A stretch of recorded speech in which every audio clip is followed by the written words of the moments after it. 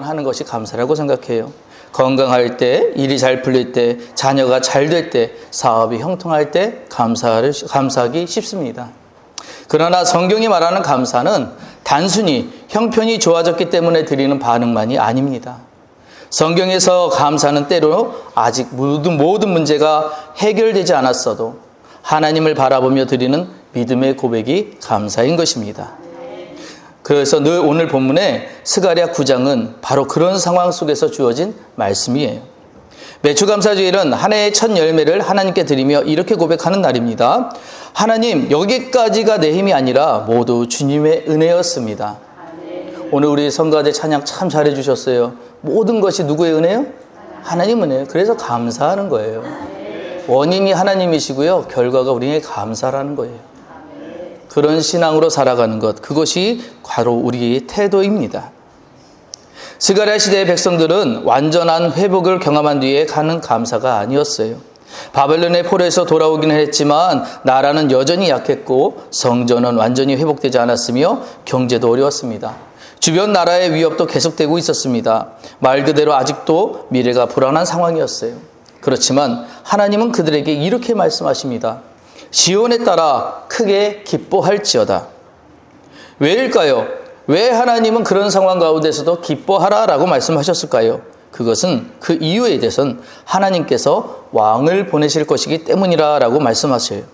다시 말하면 환경이 변했기 때문에 감사하는 것이 아니라 하나님의 약속이 있기 때문에 감사한다는 것입니다. 이것이 오늘 우리가 맥추감사절을 드리는 우리에게 주시는 첫 번째 메시지인 것입니다. 그래서 첫 번째 메시지인 오늘 우리에게 구원의 왕이 오셨음을 우린 감사해야 합니다. 9절 말씀에 보라 내 왕이 내게 임하시나니 그는 공의로우시며 구원을 베푸시며 겸손하셔서 나귀를 타시니 이렇게 되어 있어요. 하나님께서 보내신 왕은 공의로운 왕이십니다. 공의라는 말의 뜻은 모두가 다 동일하게 내려주신다는 거예요. 이른 비 늦은 비 햇빛도 하나님은 모두에게 공평하게 내려주세요. 누구라고 편애하거나 누구라고 특혜를 주지 않으신다는 거예요. 그것이 바로 하나님의 성품이십니다. 하나님께서 보내신 그 왕도 마찬가지 그 왕은 공의로운 왕입니다. 그 왕은 구원을 베푸시는 왕입니다. 그 왕은 겸손한 왕이에요. 그런데 세상의 왕은요, 힘을 자랑합니다. 권세를 자랑해요. 사람에게 군림합니다. 그러나 우리 예수님은 왕으로 오셨지만 말을 타고 오신 것이 아니라 나귀를 타고 오셨다는 것이 중요해요. 그 이유는 바로 우리 예수님이 낮은 자리에 오셨다는 거예요. 그리고 그 길은 십자가의 길이었습니다.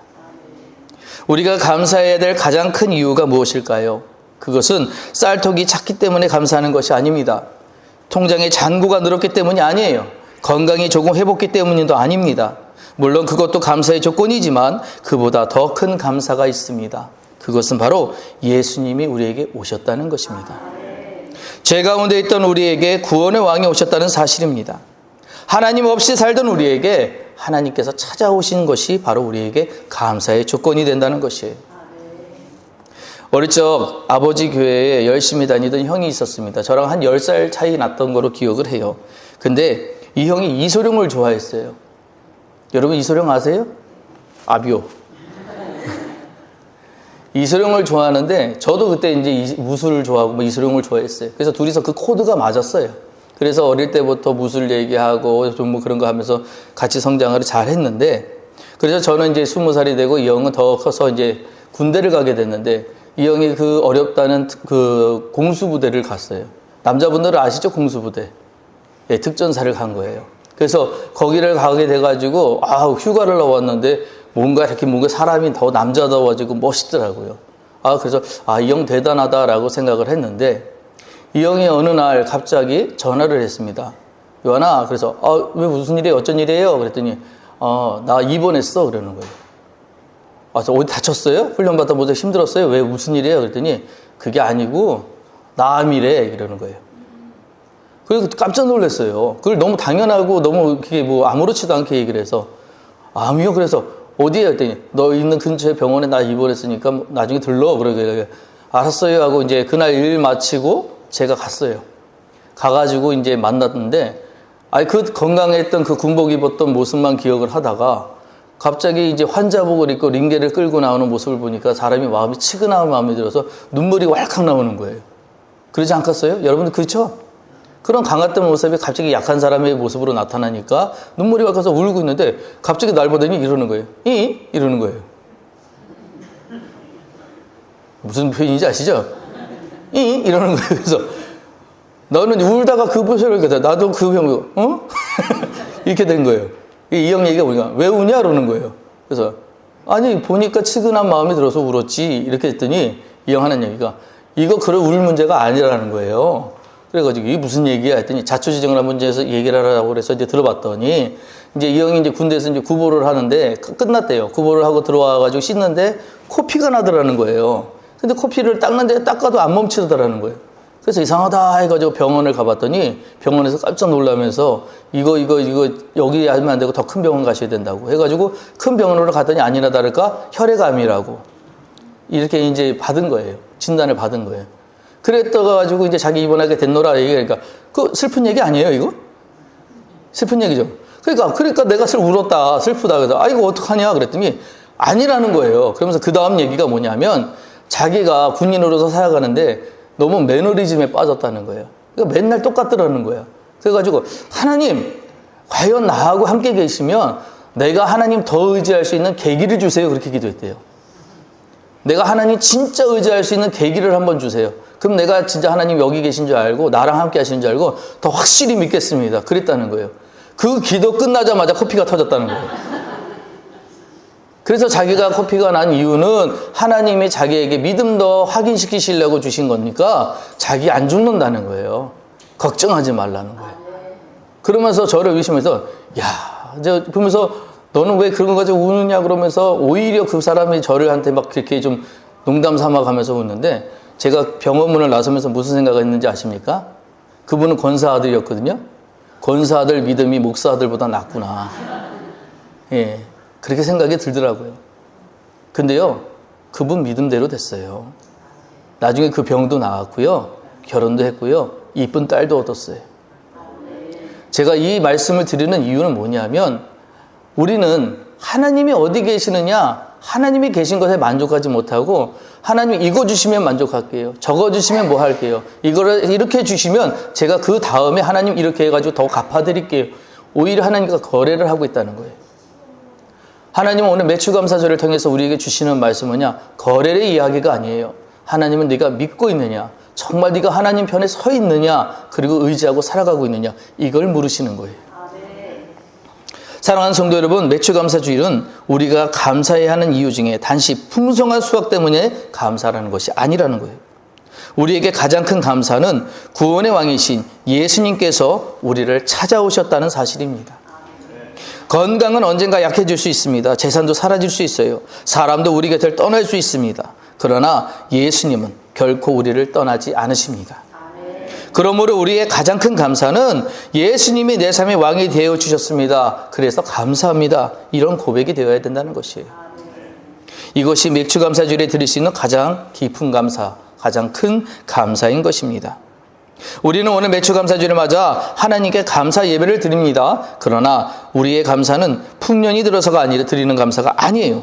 아직 문제가 해결되지 않았어도, 아직 기도에 응답이 있지 않았어도, 그리고 그럼에도 불구하고 우리에게 구원의 왕으로 오셨고 우리를 소망으로 부르셨기 때문에 감사하는 것입니다.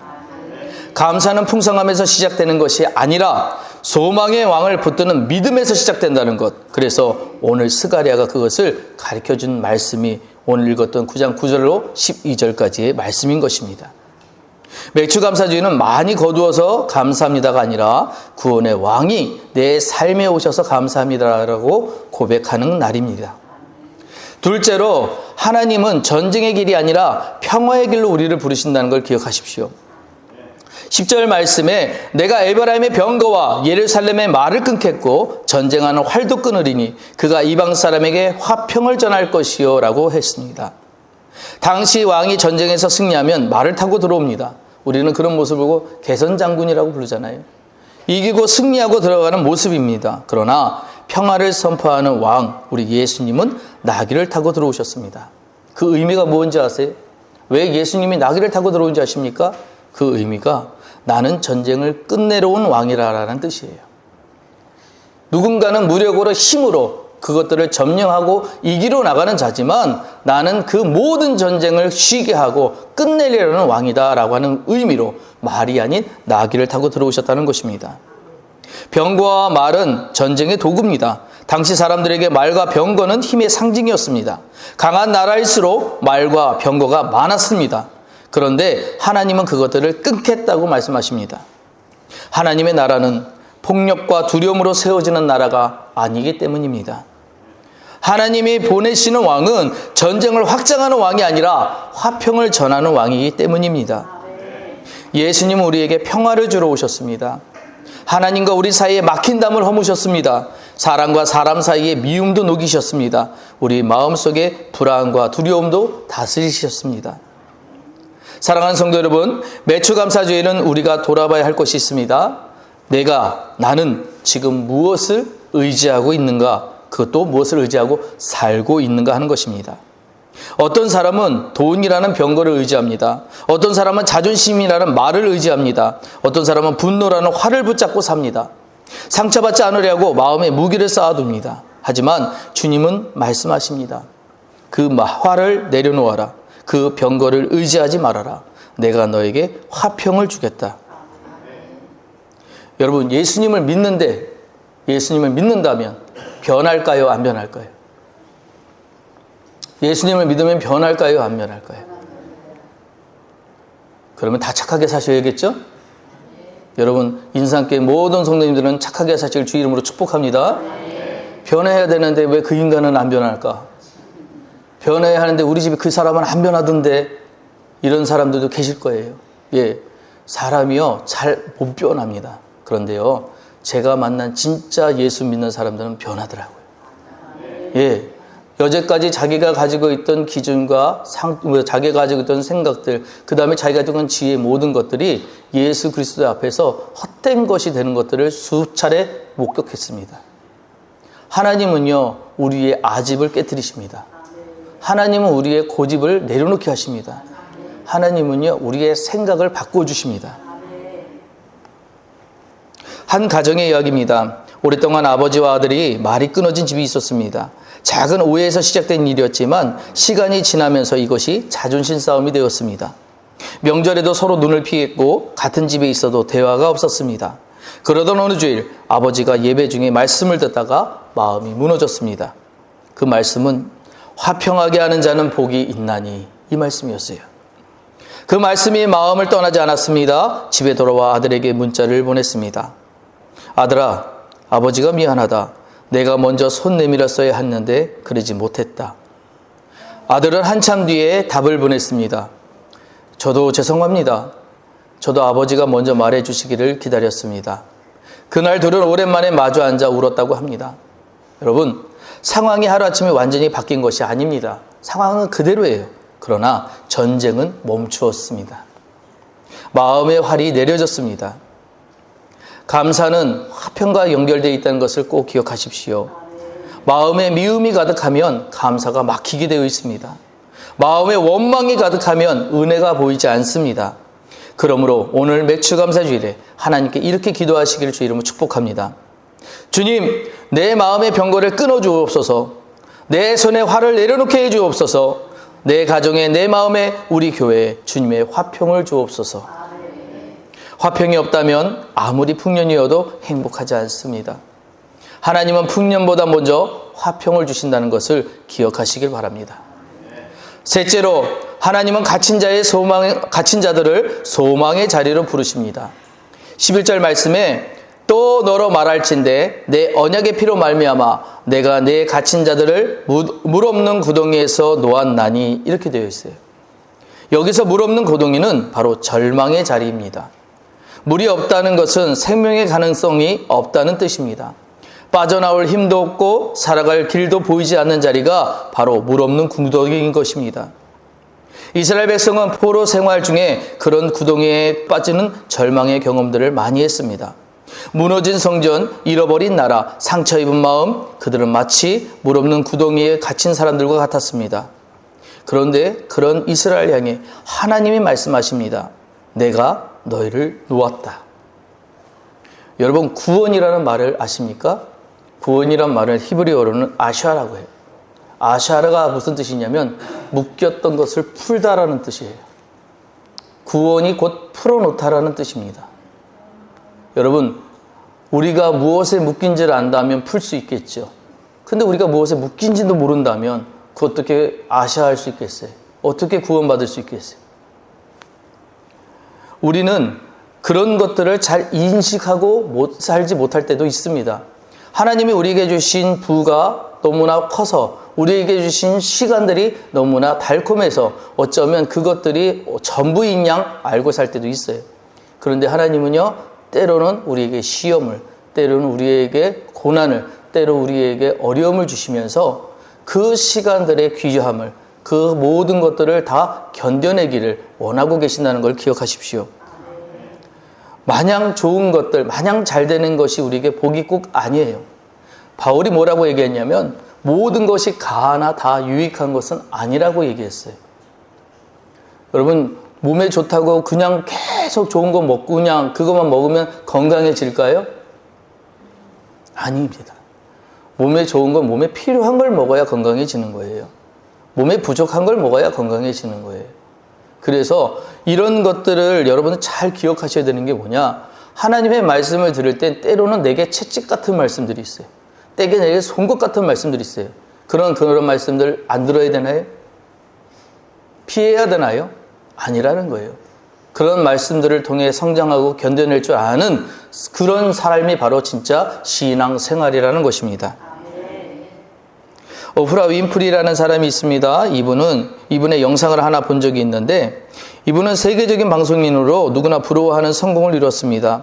수많은 사람들이 그녀를 보며 이렇게 생각했습니다. 그녀는 부족한 것이 하나도 없겠다. 하지만 오프라는 자신의 삶이 처음부터 화려했던 것은 아니라고 여러 번 고백했습니다. 그녀는 미국 미시시피주의 아주 작은 시골 마을에서 가난하게 태어났습니다. 어린 시절에는 외할머니 손에서 자랐는데 형편이 너무 어려워 감자 자루를 잘라 만든 옷을 입고 학교에 다닌 적도 있다고 합니다. 자루를 그냥 뒤집어 쓰고 학교를 다닌 거예요. 옷이 없어서. 여러분, 우리 그거보다 좀 낫지 않았어요? 그렇게 사셨어요? 죄송합니다. 자, 이렇게 어려웠는데 그것뿐이 아니에요. 보시면 9살 무렵까지는 가까운 친척과 지인들에게 오랜 시간 성적 학대를 당했고 14살에는 임신과 출산까지 경험했습니다. 태어난 아기는 얼마 지나지 않아서 세상을 떠나는 어려움도 겪었습니다. 그녀는 훗날 그 시간을 떠올리면서 내 인생은 이미 끝난 것 같았다라고 말했습니다. 그러나 아버지와 함께 살게 되면서 그녀의 삶이 달라지기 시작했습니다. 아버지는 엄격했지만 매일 책을 읽게 했고 공부를 포기하지 않도록 이끌어 주었습니다. 그 시간을 지나 이제 방송인이 되고 결국 미국을 대표하는 진행자로 성장했습니다. 그런데 성공한 뒤에 마음이 이상했습니다. 프로그램은 세계적인 인기를 얻었고 경제적으로도 더 이상 부족함이 없었고 명예와 영향도 커졌는데 하지만 그녀는 어느 순간 이런 생각이 들었다고 합니다. 모든 것은 커지고 있는데 왜 내 행복만은 자라지 않는 것 같지? 그때부터 오프라는 아주 작은 습관 하나를 시작했습니다. 매일 하루를 마무리하며 감사한 일 5가지를 적는 감사 노트였습니다. 처음에는 특별한 일을 찾으려고 했습니다. 하지만 시간이 지나면서 감사는 아주 평범한 것들 속에서 발견되었습니다. 오늘 따뜻한 햇살을 볼 수 있어서 감사하다. 친구와 함께 웃을 수 있어서 감사하다. 향기로운 커피 한 잔을 마실 수 있어 감사하다. 오늘도 새로운 하루를 살게 하심이 감사하다. 감사 노트를 계속 쓰다 보니 놀라운 변화가 일어났습니다. 환경이 먼저 바뀐 것이 아니었습니다. 세상을 바라보는 눈이 바뀌었습니다. 예전에는 부족한 것이 먼저 보였다면 이제는 이미 받은 은혜가 보이기 시작했습니다. 오프라는 훗날 이렇게 말했습니다. 감사는 당신이 가진 것을 충분하게 만들어줍니다. 또한 이렇게 고백했습니다. 감사 일기를 쓰기 시작한 것은 내 인생에서 가장 중요한 일 가운데 하나였습니다. 사랑하는 성도 여러분, 오프라 윈프리는 감사 노트를 통해 삶의 시선이 바뀌었다고 합니다. 그러나 우리 그리스도인들의 감사는 그보다 한 걸음 더 나아가야 합니다. 우리는 단지 좋은 일을 찾아 감사하는 사람들이 아니라 우리는 예수 그리스도 안에서 이미 받은 구원의 은혜를 기억하며 감사하는 사람들인 것입니다. 환경은 변하지 않아도, 병이 아직 끝나지 않아도, 문제가 여전히 남아있어도 우리는 감사할 수 있습니다. 왜냐하면 우리의 감사는 형편이 아니라 구원의 왕이신 예수님으로부터 시작되기 때문입니다. 네 번째로 감사는 소망의 포로로 돌아가는 것입니다. 12절 말씀에 갇혀있으나 소망을 품은 자들아 너희는 요새로 돌아올지니라 내가 오늘도 너희 이루노라 내가 내게 갑절이나 갚을 것이라 이렇게 말했어요.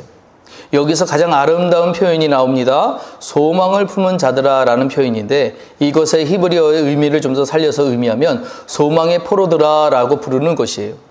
이건 참 놀라운 표현입니다. 포로인데 소망이 있어요. 갇혀있는데 끝나지 않았다는 것이에요. 상처가 있지만 하나님께 돌아갈 수 있습니다. 하나님은 말씀하십니다. 요새로 돌아오라 라고 말씀하셔요. 요새는 피난처입니다. 안전한 곳이에요. 하나님 자신이 우리의 요새가 되신다는 것입니다. 사랑하는 성도 여러분, 우리는 무엇인가 늘 붙잡혀 살아가요.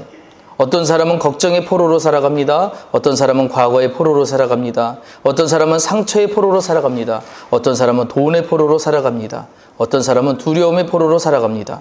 그런데 하나님은 우리를 소망의 포로로 부르신다는 것. 즉 걱정에 붙잡힌 사람이 아니라 소망에 붙잡힌 사람, 절망에 묶인 사람이 아니라 하나님의 약속에 묶인 사람, 상처에 갇힌 사람이 아니라 은혜에 붙잡힌 사람, 그런 사람들이 많이 바로 감사할 수 있다는 것입니다. 사랑하는 성도 여러분, 이것이 바로 맥추감사주일의 신앙인 것입니다. 많아서 감사하는 것이 아니라 하나님 계시기에 감사하고, 풍성해서만 감사하는 것이 아니라 소망이 있기에 감사하는 것입니다.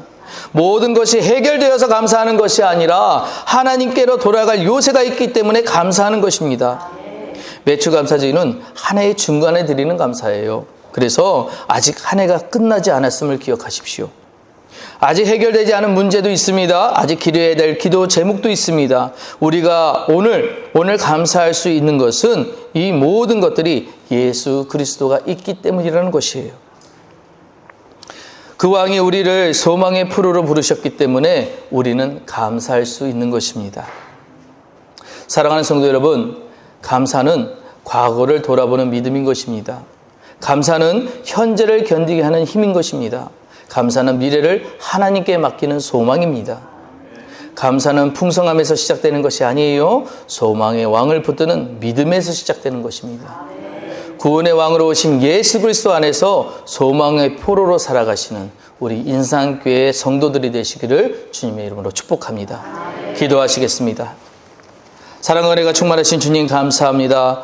오늘 하나님 소망의 포로로 부르신 하나님 앞에 하나님 아버지시여 감사의 마음으로 나가는 거룩한 인상교회 모든 성도들에게 우리를 불러주시고 이끌어주시고 세워주시니 감사드립니다. 이 시간 이 모든 것들 하나님 기억하게 하시고 우리의 삶에서 이것을 피워내어 하나님의 기쁨이 되게 하고 우리 안에 하나님 풍성한 넉넉한 하나님 삶이 될 수 있도록 주님 도와주시옵소서.